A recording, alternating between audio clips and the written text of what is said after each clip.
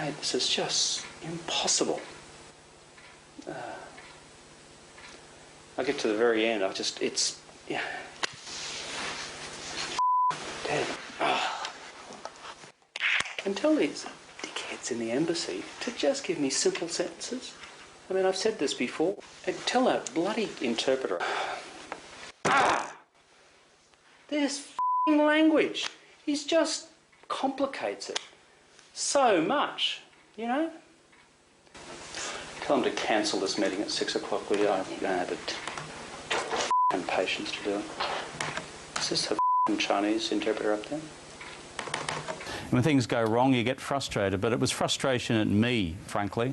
Any references to other folks is essentially frustration directed at me and my inability to get through the script at the time in the right way. Was the videotape then in the hands of the Prime Minister's office?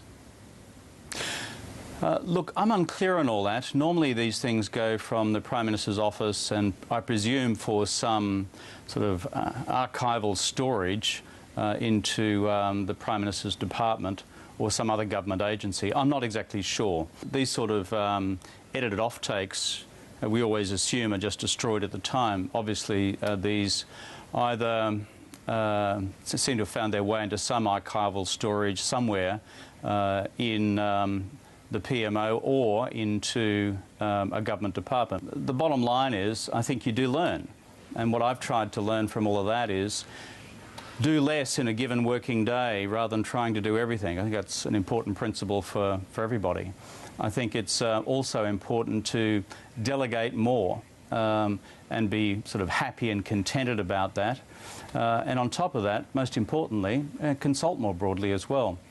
You speak to my colleagues in the Department of Foreign Affairs or in my own office and elsewhere, other foreign ministerial colleagues, they'll give you a judgment as to whether things have changed or not. I'm just telling you what I've reflected on, and I hope I'm a bit better for it, but I don't think I could claim to be Mother Teresa at this stage, mate. Can I just say right now, David, there's no challenge, to use your term, on. We have a Prime Minister. I'm the Foreign Minister. I'm trying to get on with the job of doing Australia's foreign policy. For me, it's just about the determination to keep focusing on the things that really matter. I do understand that this kind of focus over the last few weeks means it's more difficult for me to be out there explaining to people what's happening in our economy in these days of incredible opportunities. And for the Prime Minister, the frustration again this week was familiar. Good news, impressive employment figures and a big win on health insurance drowned out by leadership speculation.